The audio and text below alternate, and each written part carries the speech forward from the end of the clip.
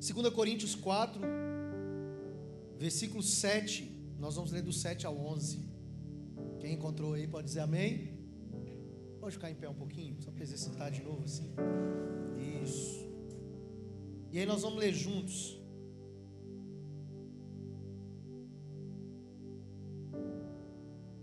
Eu vou ler um e vocês vão ler o seguinte. Amém? Vou ler o 7. Então vamos lá. Aí pra gente, você pode deixar a sua Bíblia aberta, mas pra gente ler numa só versão, a gente usa a versão ali. Amém? Mas temos esse tesouro em vasos de barro, para mostrar que este poder que a tudo excede, provém de Deus e não de nós. Vocês.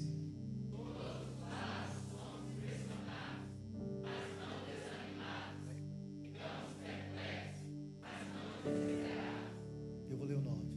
Somos perseguidos, mas não abandonados, abatidos, mas não destruídos.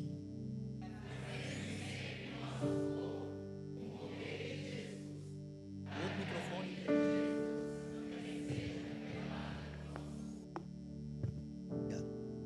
Pois nós que estamos vivos, somos sempre entregues à morte por amor a Jesus, para que a sua vida também se manifeste em nosso corpo mortal. Repita comigo assim: eu estou vivo, então eu preciso me entregar à morte. Está pronto para isso aí? Pode deixar a Bíblia aberta e senta aí. Não vou fazer suspense com vocês não. Se você está vivo e está pronto para se entregar à morte, será que de fato você está pronto? Por que será que Paulo falou isso? E era uma preocupação dele ali com aquela igreja em Corinto. E o que isso tem a ver conosco hoje? Por que é importante essa mensagem para nós hoje? Como eu disse, já tem 2 semanas que o Senhor tem me feito parar nesse capítulo.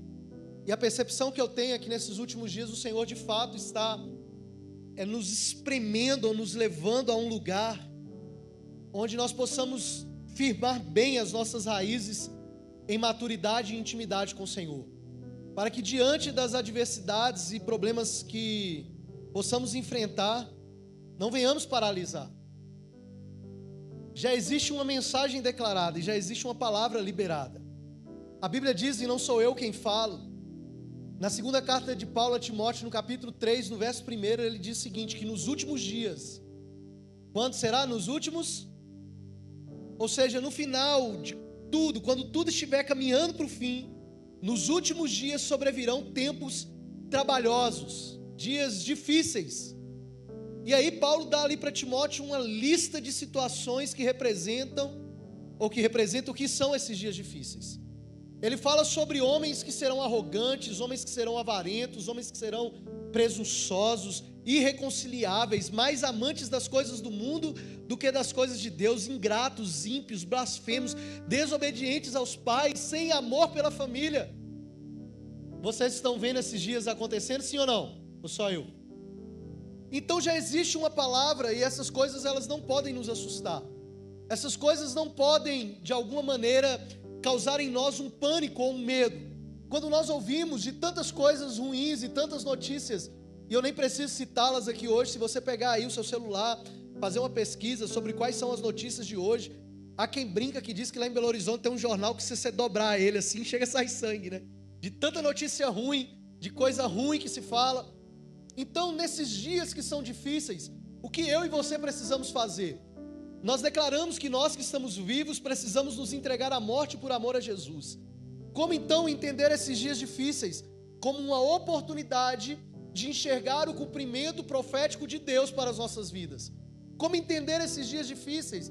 Como a oportunidade de Deus nos colocar à prova para verificar se nós vamos perseverar naquilo que Ele tem nos dado. É interessante que os dias difíceis nunca assustaram a Deus, tem um poder de nos assustar. Mas para Deus os dias difíceis nunca foi um impedimento, pelo contrário. Deus usa os dias difíceis para provar o nosso coração e ver se nós vamos manter firmes a confissão da nossa esperança, aquilo que nós cremos. Deus usa os dias difíceis para ver se o nosso coração vai estar pronto e alinhado com Ele para mantermos a convicção daquilo que nós estamos professando. Interessante que se você pegar a Bíblia, lá em Tiago, capítulo 1, versículo 2 a seguir, a Bíblia diz assim que é necessário que nós tenhamos considerarmos com motivo de grande alegria o fato de passarmos por diversas provações. Veja bem, o que Deus está querendo de mim e de você é que a gente se alegre pelo fato de a gente passar por provação. Amém ou não? Amém. É assim que aqueles que estão vivos morrem. É assim que aqueles que estão vivos se entregam à morte por amor a Jesus. Quando eles entendem que a provação não é um lugar ou uma fase ou um estágio da sua vida para te fazer apenas sofrer, porque Deus não tem prazer no seu sofrimento. Mas a provação é uma oportunidade de Deus. Para quê, pastor? Pergunta para mim, para quê, pastor? Verso 3. Para que Deus prove a sua fé e essa prova produza em você perseverança. Está me entendendo aqui, sim ou não? Deus quer provar através da provação da sua vida perseverança, para que no meio dessa perseverança você encontre com a esperança. Porque é impossível que aqueles que perseveram em um caminho não tenham à vista a esperança como o objetivo e o propósito da sua vida. Eu estava falando essa semana com o Renan, eu dando uma organizada lá em casa nos livros, eu achei um livro de alguns textos de um teólogo chamado Paul Tillich. E aí tem um texto lá sobre o direito à esperança. E eu achei interessante trazer para a sua reflexão. Olha o que ele fala. Ele fala que todo ser finito pode esperar pelo retorno ao eterno, de onde ele veio. Então veja só, toda a nossa finitude, tudo aquilo que nos aperta, que são as provas, as dificuldades dessa vida, toda finitude do ser humano pode ser colocada uma esperança. Qual a esperança? Esperar pelo retorno àquilo que é eterno, pois é de lá que nós viemos. Deu para você entender? Você não está indo para o céu, você veio do céu, você vai voltar para a sua origem, que é o céu. E aí ele continua dizendo, esta esperança é tanto mais segura, mais profunda e mais real, quanto a presente participação da vida eterna. A eternidade é o fundamento e o objetivo de todo ser, pois Deus será tudo em todos. Amém? Então a eternidade é o fundamento e o objetivo de todo ser humano. Nós vivemos, suportamos as provações, lidamos com as adversidades, porque a eternidade é o fundamento e o objetivo de todo ser humano. E essa eternidade completa ou plena acontecerá quando Jesus voltar. Mas hoje nós já podemos desfrutar dela. João 17:3. Pois isso consiste a vida eterna, que te conheçam, ó Deus, como o único Deus, e a Jesus a quem o Senhor enviou. Então, querido, vai chegar um tempo na eternidade, e dentro dessa eternidade, em que nós seremos preenchidos, onde Paul Tillich diz assim, que Deus será tudo em todos. E eu sei que você sabe de cor. Em Colossenses capítulo 3:11 diz que Cristo veio e já não há mais judeus nem gregos, agora Cristo é tudo em Cristo é tudo em todos. Nós ouvimos muito isso, que Cristo é tudo em todos. Mas o conceito da esperança que temos que ter no nosso coração é que essas provas que nos levam a uma perseverança para alcançar a esperança, quer nos colocar dentro de uma realidade. Vai chegar um momento em que Deus será tudo em todos. Cristo é o Filho de Deus e Cristo também é Deus. Mas enquanto habitação terrena que aqui estamos e Cristo dentro de nós aqui, nós vivemos essa realidade, Cristo é tudo em todos. Mas vai chegar uma hora em que o Pai, o próprio Deus, será tudo em todos. E por que o Paul Tillich disse isso? Porque ele leu a Bíblia talvez um pouquinho mais do que eu e você, com os olhos um pouco mais de cuidado do que eu e você. Porque lá em 1 Coríntios 15:28, o apóstolo Paulo falou isso. Ele diz assim, vai chegar um momento em que Cristo quer tudo em todos, o Filho vai sujeitar, ou seja, ele vai colocar sobre o domínio do Pai todas as coisas. E aí então, 1 Coríntios 15:28, e aí então, o Pai será tudo em todos. Olha lá, a fim de que Deus seja tudo em todos. Amém? Você consegue imaginar isso? A plenitude de Deus, a glória do Deus Criador, que já colocou o Filho em nós para que através do Filho, Cristo seja tudo em todos, vai chegar um momento na eternidade, que é para onde nós estamos indo, de onde nós viemos, em que o Pai, o Filho, vai chegar diante do Pai e vai dizer: Pai, aqui está diante do Senhor todas as coisas que o Senhor me entregou, inclusive os teus filhos, que eu reconciliei, porque nós recebemos um ministério. Qual foi o ministério? O ministério da reconciliação. E aí o filho vai dizer: Pai, eu reconciliei toda essa família de volta ao Senhor, e agora eu estou sujeitando, não só ele, mas tudo que o Senhor colocou sobre o meu domínio, eu estou sujeitando de volta ao Senhor. E aí o Pai vai dizer na eternidade: agora eu posso ser tudo em todos. Essa é a esperança que tem que sustentar as nossas vidas. Mas de onde parte essa esperança? De onde vem essa esperança? Da certeza e descoberta que precisamos fazer do tesouro que carregamos. Na semana passada eu ministrei essa palavra, do primeiro versículo até o 7º, finalizando com o 7º versículo.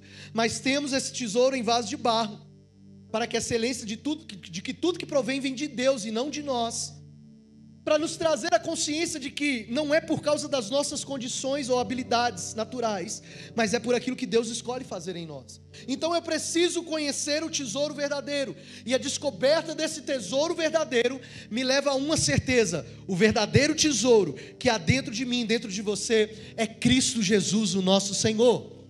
Ele fez com que isso se tornasse uma realidade, e essa realidade precisa passar por quê?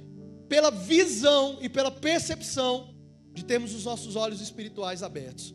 Quando Paulo vai orar pela igreja, a igreja de Éfeso, no capítulo 1, no versículo 18, a oração que Paulo escreve ali na Bíblia, e se você abrir sua Bíblia você vai ver, está lá escrito assim: eu oro para que vocês tenham os olhos do coração de vocês iluminados, a fim de que vocês conheçam a esperança para a qual Ele os chamou. Qual que é a esperança para a qual Deus nos chamou, irmãos? A esperança é Cristo. Essa é a esperança que não nos decepciona e que não ficamos confundidos, sem saber: será que vai dar certo? Será que vai acontecer? Não, aquele que prometeu, aquele que faz a promessa, Ele é fiel para cumpri-la, e a nossa esperança é Cristo. Então Paulo está dizendo que Ele abre os seus olhos para que você enxergue isso. Somente com os olhos abertos nós vamos enxergar o tesouro que carregamos. E todo esse tesouro que Paulo fala aqui não tem a ver com as riquezas desse mundo, mas tem a ver com a revelação de Cristo dentro de nós. Quando você pega a sua Bíblia lá em Colossenses capítulo 2, verso 3, sabe o que está escrito? Está escrito assim: que nele quem? Nele quem? Cristo Jesus. Nele estão escondidos todos os tesouros da sabedoria e do conhecimento. Então vamos lá, querido. Cristo é o que? Tudo? Cristo é tudo? Então Ele está dentro de mim e dentro de você, sim ou não? Então nós estamos dizendo que dentro de mim e de você tem tesouros escondidos de sabedoria e de conhecimento, amém ou não? Então existem tesouros escondidos dentro de nós, e esses tesouros que foram colocados nesse vaso de barro, nesse vaso que é você, cheio de imperfeições e de dificuldades, esse tesouro foi colocado para que haja uma revelação. E essa sabedoria que nós precisamos ter é uma sabedoria que vem de onde? Do alto. O que a Bíblia diz em Tiago? Aquele que não tem sabedoria, peça a Deus. Agora, o que é sabedoria? Uma capacidade, não é? Uma capacidade de Deus para resolver situações. Sim ou não? Uma capacidade de Deus para trazer conselhos, que não depende de idade, que não depende de posição. Deus pode dar sabedoria a homens de um modo extraordinário, sim ou não? Mas deixa eu te dizer uma coisa, sabe o que eu descobri? A sabedoria não é apenas uma capacidade de Deus. A sabedoria é uma pessoa. Sabedoria é uma pessoa. Sabedoria é o próprio Jesus, que se tornou a sabedoria de Deus dentro de nós. Ah, você não entendeu, né, irmão? Você vai entender. 1 Coríntios, abre lá, o pastor não está falando heresia não. 1 Coríntios 1:30. 1 Coríntios 1:30.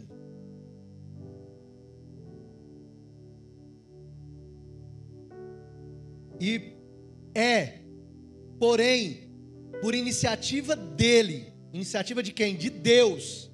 É por iniciativa de Deus que vocês estão em Cristo Jesus, o qual quem? Jesus se tornou a sabedoria de Deus para nós. Então, se Cristo é tudo em todos, e eu tenho Cristo dentro de mim, eu tenho a sabedoria do próprio Deus dentro de mim. Você tem a sabedoria de Deus dentro de você. E é essa sabedoria que você precisa buscar. Agora, se é um tesouro que está descoberto, ou que está encoberto, e que precisa ser revelado, se é um tesouro que está escondido, mas Cristo está dentro de mim, eu preciso entender que essa sabedoria, ela vem de um lugar de maturidade e relacionamento com aquilo que Ele já colocou dentro de mim.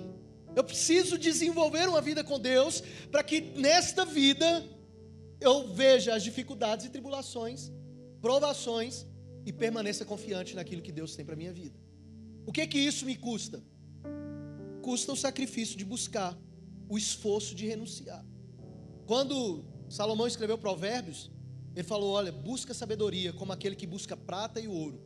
Busca sabedoria como aquele que está pagando um preço alto. Busque a sabedoria. Quando você fala ali acerca do reino de Deus, Jesus vai falar em Mateus 13:44, acerca do reino. Ele falou: olha, o homem que encontra essa verdade é como aquele homem que vai lá no campo, descobre esse tesouro que estava escondido, volta, vende tudo que tem, e agora vai lá, compra aquele campo, e então celebra por ter encontrado aquele tesouro. Exige renúncia, exige entrega.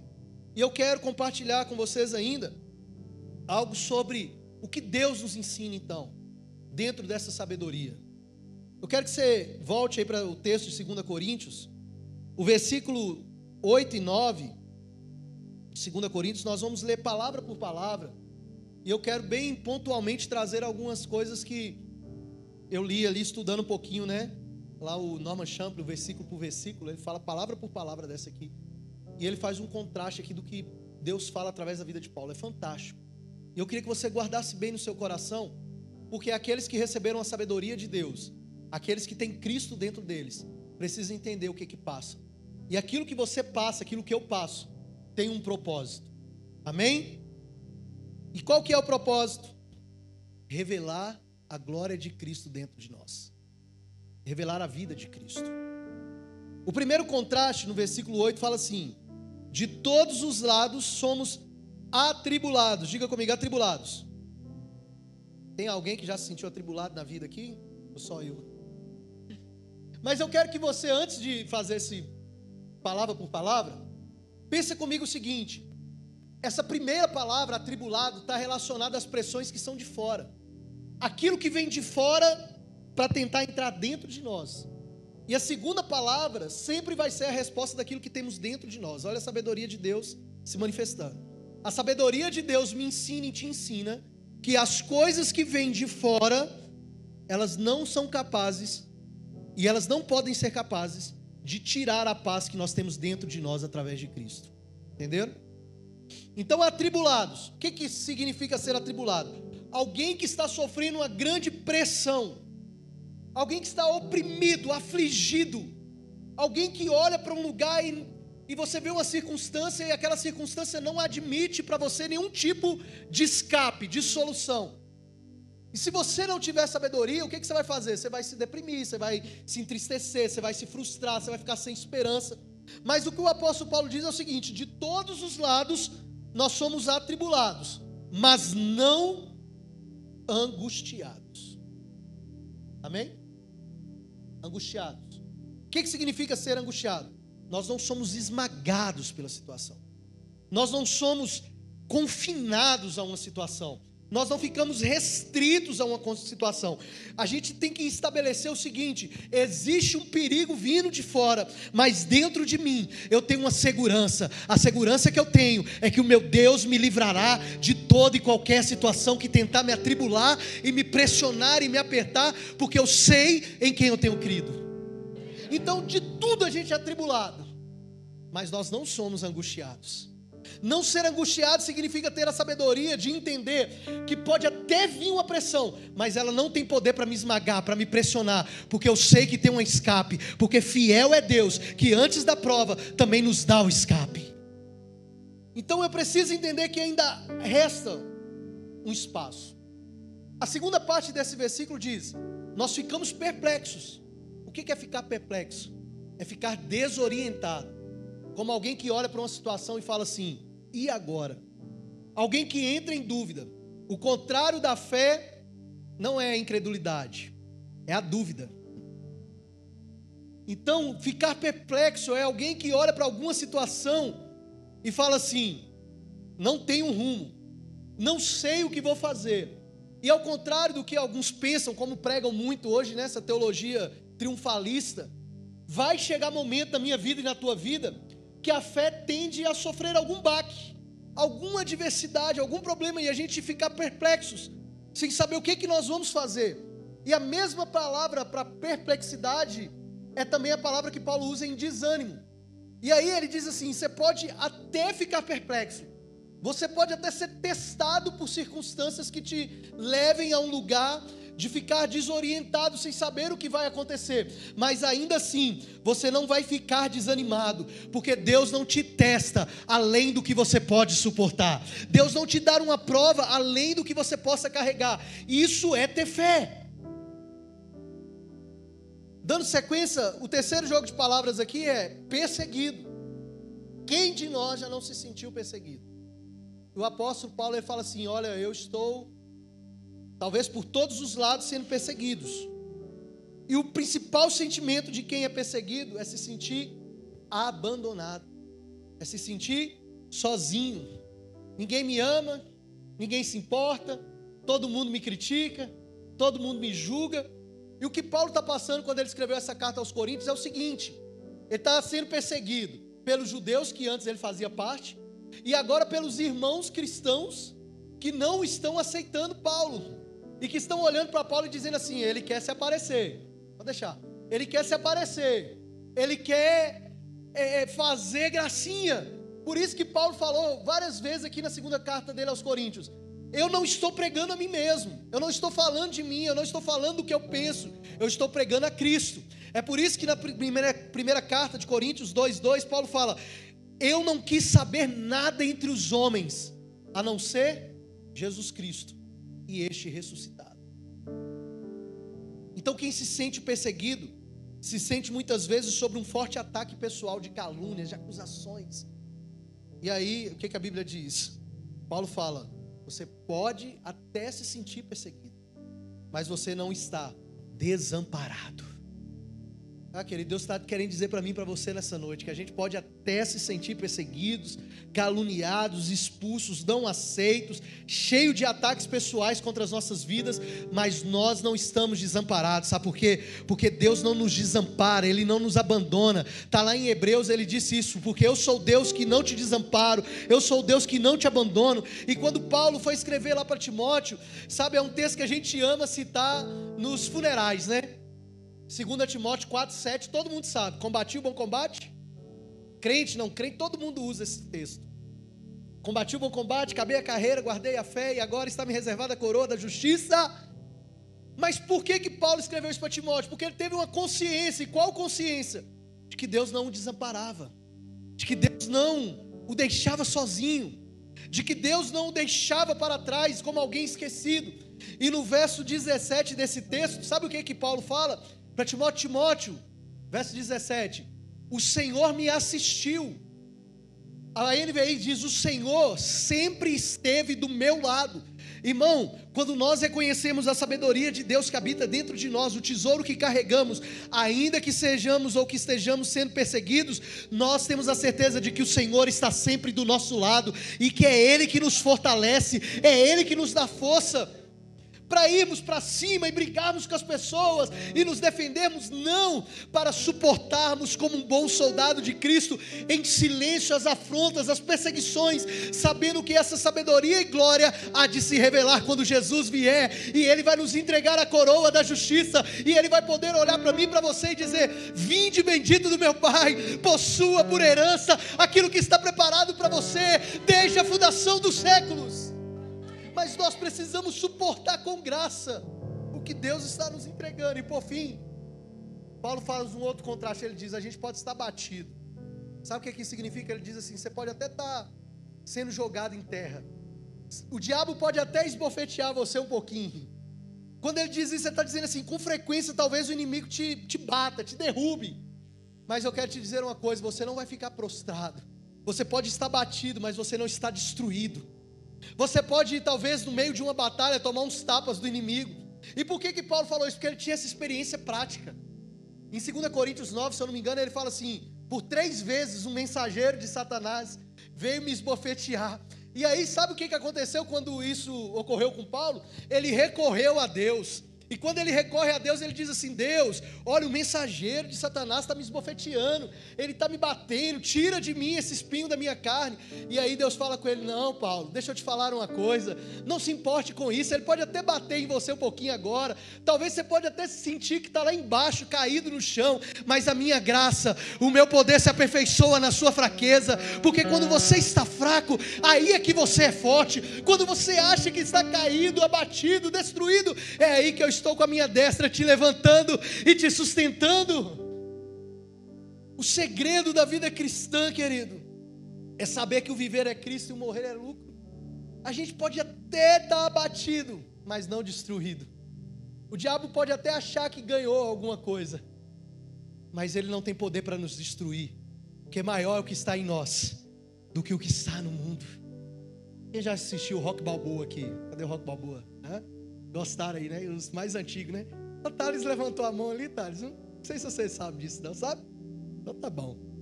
O Rock Balboa, ele tem uma frase, ele falava o seguinte: na vida, não importa o quanto você bate, mas sim o quanto você aguenta apanhar e continuar.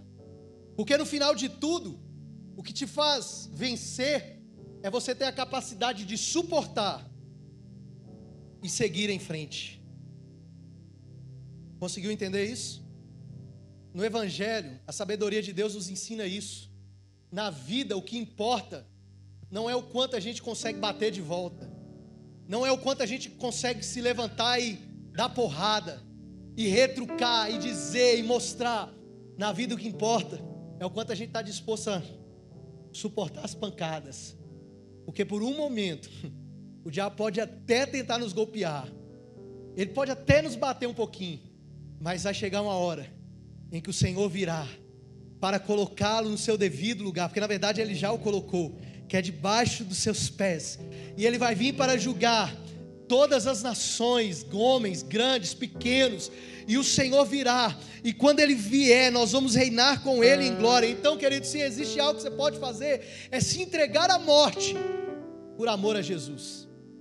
Só consegue compreender essas coisas quem se entrega à morte. Porque se você não se entregar à morte, você vai estar muito vivo. E qual que é o problema de quem está vivo demais? Sente muito. Você já viu um morto falar? Você já viu um morto chorar? Já viu um morto andar? Não. O morto está morto, ele não sente mais nada que vem de fora. Ele não consegue perceber mais nada que acontece à sua volta.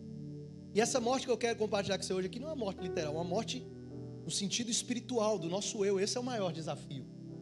Então por que Paulo viveu isso? Por que ele está dizendo: olha, podemos ser atribulados, mas nós não estamos desamparados, não ficamos desanimados. Nós podemos estar batidos, mas nós não estamos destruídos. Podemos ficar perplexos, mas não estamos desamparados, porque ele já não estava mais vivo.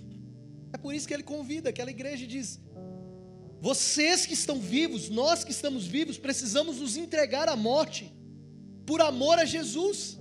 O problema é que nós vivemos em um tempo em que está todo mundo muito vivo, muito cheio de si, muito cheio de ter que colocar aquilo que quer colocar.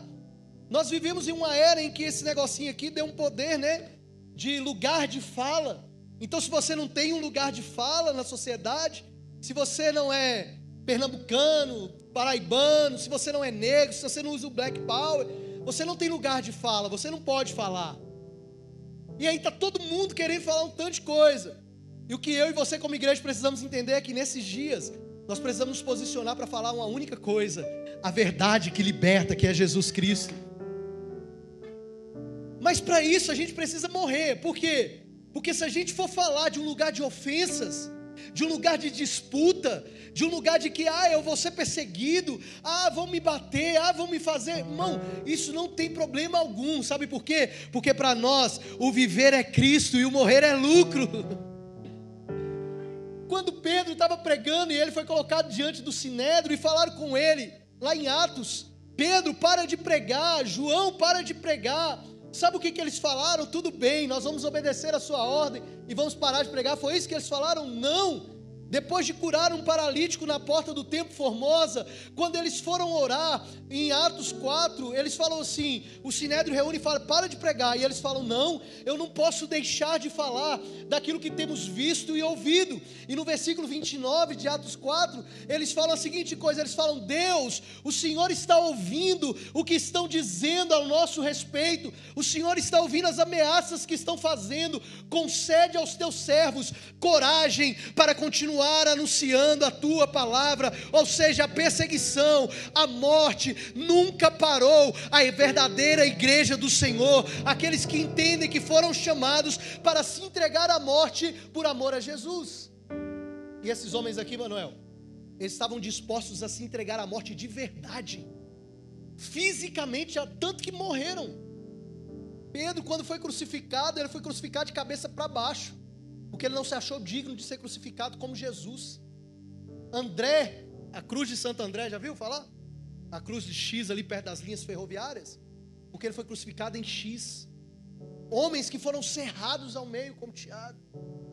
Por quê? Porque eles entenderam que era necessário o grão de trigo, a semente cair na terra, morrer para dar muito fruto. Jesus ensinou isso em João 12, 24. Quando ele estava falando da sua morte, ele disse, é necessário que o grão de trigo caia na terra e ele morra, porque se ele não morrer, não vai gerar fruto. João 12, 24. O apóstolo Paulo também citou isso. Em 1 Coríntios 15, 38, ele diz que aquele que semeia, é necessário que o que é semeado, que morra, para que então haja vida. 1 Coríntios 15, 38, ou 2 Coríntios 15, 36, desculpa. Aquele que semeia, né? O que você semeia não nasce, a não ser que morra. O que está sendo semeado dentro de nós? A sabedoria, a excelência do poder de Deus, que vem através de Cristo Jesus, que habita em nós. É necessário que a gente mortifique a nossa carne, para que então nasça a presença de Deus. Um tesouro que não pode ficar mais escondido. Por que Paulo falou isso? Porque ele queria ensinar aos cristãos o que é prova de verdade, mano. Eu falei hoje de manhã, a maioria das vezes a gente está lamentando demais com as coisas que acontecem. A gente acha que a gente está passando por prova. E eu quero te dar uma lista aqui. Eu falei que é a lista do terror, né? Falei hoje de manhã e eu fiquei pensando, é a lista do terror. Quer ver o que é um sofrimento? Não estou pregando sofrimento para você não, mas é o que a Bíblia diz, né? Olha lá, 2 Coríntios 11, 23. Olha que coisa. Pega todos os seus sofrimentos agora. Pense em tudo que você está passando. Em tudo que você está enfrentando. 2 Coríntios 11, 23. E aí, o que Paulo está dizendo? São eles servos de Cristo? Por quê? Lembra que Paulo escreveu que estava sendo perseguido? Ele estava sendo perseguido pelos judeus, mas ele também estava sendo perseguido pelos cristãos. E agora Paulo vai fazer uma defesa da sua vida em Cristo e do seu apostolado. E aí ele começa a dizer, são eles servos de Cristo? Ou seja, são os primeiros discípulos, os apóstolos, aqueles que estão em Jerusalém, que falam que eu estou pregando a mim mesmo, que eu não sou digno de ser cristão, são eles servos de Cristo? Aí ele diz, estou fora de mim para falar desta forma, eu sou ainda mais. Sabe por quê? Olha o que Paulo sofreu. Trabalhei muito mais, fui encarcerado mais vezes, fui açoitado mais severamente, exposto à morte repetidas vezes. Alguém já passou por isso aí? Precisa responder. 24. 5 vezes recebi dos judeus 39 açoites. 39 vezes 5, 195. 195 chibatadas. 195 chibatadas, açoites. 3 vezes fui golpeado com vara, 1 vez apedrejado, 3 vezes sofri naufrágio, passei uma noite e um dia exposto à fúria do mar. 26. Estive continuamente viajando de uma parte a outra. Enfrentei perigos nos rios, dos assaltantes, dos meus compatriotas, perigos dos gentios, daqueles que não conheciam ainda a palavra, perigos da cidade, perigos do deserto, perigos do mar, e o último é o pior de todo, perigo dos falsos irmãos. Ih, irmão, tem falsos irmãos desde a época de Paulo. Que ruim! Tem falso irmão desde a época de Paulo, que é um perigo. Então por que você está espantado às vezes quando você acha alguém, você fala, mas estava aqui agora há pouco, do meu lado, e agiu comigo desse jeito, lá o perigo que Paulo enfrentava. Tem falsos irmãos desde essa época. 27. trabalhei arduamente, muitas vezes fiquei sem dormir, passei fome, sede, muitas coisas, fiquei em jejum e suportei frio e nudez. Enfim, diante de todas essas adversidades, eu te pergunto, você está sendo de fato provado? Diante do que Paulo passou? Ou é apenas consequência das suas decisões?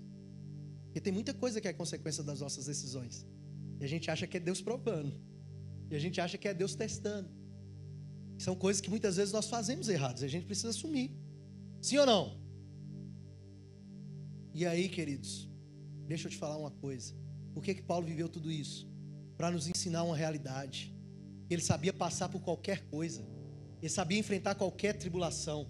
O texto que a gente chama lá de Filipenses, capítulo 4, verso 12, ele diz: eu sei o que é ter necessidade. Eu sei o que é ter para comer e sei o que não é ter para comer.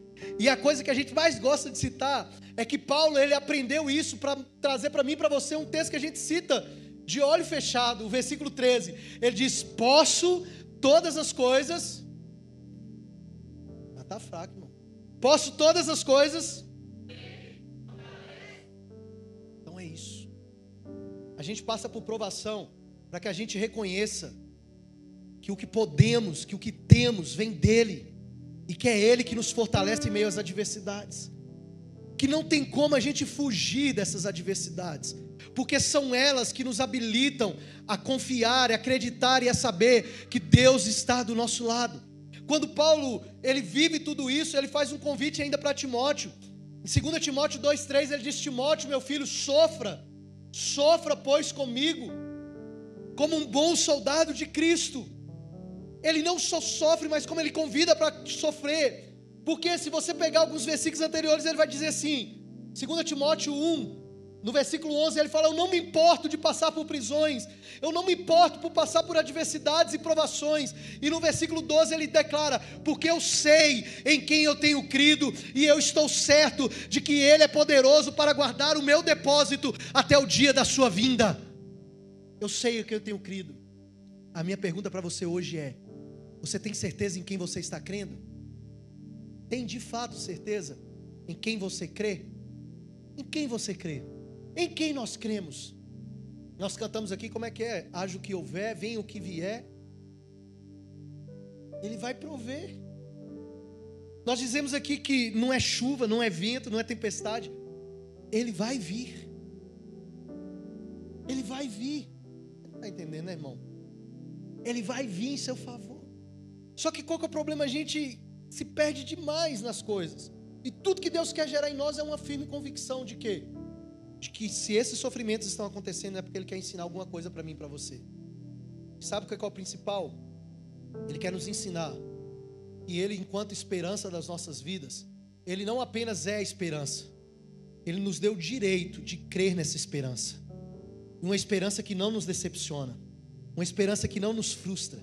Em Romanos 5, do 1 ao 5, Paulo vai dizer lá: olha, bendito Deus Pai nosso Senhor, nos salvou por sua graça, por seu favor. Nisso também nos gloriamos, não apenas no que Ele fez de bom, mas também nas tribulações, porque as tribulações produzem em nós perseverança, e a perseverança é um caráter aprovado, e o caráter aprovado, esperança, e a esperança não nos confunde, não nos decepciona, porque a nossa esperança não nos decepciona. Cristo permitiu tudo isso e permite tudo isso para que você saiba que o mais importante de tudo é o que está sendo gerado dentro de você, é o peso da glória que Ele está colocando dentro de você. A Bíblia diz, e Paulo falou aqui no versículo 16 da segunda carta aos Coríntios, capítulo 4, ainda que o nosso homem exterior, aqui fora, se corrompa. Qual que é a guerra? É não permitir que aquilo que está vindo de fora mude aquilo que tem aqui dentro de nós, que é a presença de Cristo. É que quando vier a pressão, quando vier alguma coisa contra nós, a gente possa revelar, ou que eu e você tenha condição de revelar, não aquilo que a gente está sentindo, mas aquilo que Cristo está gerando dentro de nós por meio de sua palavra. É que quando vier a desesperança, quando vier o sofrimento, a gente se levante tomando posse da palavra de Deus que diz que Ele está do nosso lado. É entender que esse tesouro que está dentro de nós é a revelação do Cristo vivo e ressurreto que habita dentro de nós. E essa revelação vai nos trazer paz em meio à guerra, vai nos trazer descanso em meio à tempestade, vai nos trazer consolo em meio às dores, vai nos trazer a certeza, como diz lá no verso 16, que ainda que o nosso homem exterior se desgaste, interiormente nós estamos sendo renovados. Sabe por quê? Porque a nossa leve, verso 17, e momentânea tribulação não se compara com o peso de glória que em nós há de ser revelado. Deus nos ensina tanto, irmãos, tanto. A natureza, tudo comunica as obras de Deus. Você sabe como que Deus, talvez você já ouviu essa analogia e é perfeita, né, a natureza. As ostras, elas produzem a pérola exatamente por receber dentro delas um corpo estranho, um grão de areia ou algum objeto que ali no mar entra dentro de uma ostra. E quando essa ostra recebe esse corpo estranho, o instinto animal dela libera uma substância chamada nacar. E essa substância vai envolvendo aquele corpo estranho. Ou seja, aquilo que vai causando sofrimento nela, essa substância começa a envolvê-la. E num processo de 3 anos aproximadamente, aquele corpo estranho é expelido. E sabe como que é expelido? Como uma pérola. E vale muito. Mas a ostra fica 3 anos sofrendo. Igual um cisco quando cai no seu olho, é ruim, não é? Eu já tive experiência. Quando o cisco cai no nosso olho, é ruim demais.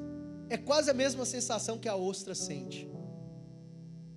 Deus nos ensina, através dessa analogia, o que acontece conosco quando nós recebemos algo que nos causa um pouquinho de sofrimento. Deus está nos testando para ver se dentro de nós vamos liberar a essência de Cristo para envolver todo aquele sofrimento, envolvê-lo, ao ponto de que quando sair de dentro de nós, ele não saia mais como um sofrimento, mas ele saia como uma pérola preciosa, de alguém que suportou o processo de sofrimento, de alguém que entendeu, que causou dor, que causou incômodo, mas que quando saiu algo valioso, saiu algo que foi gerado pelo próprio Deus.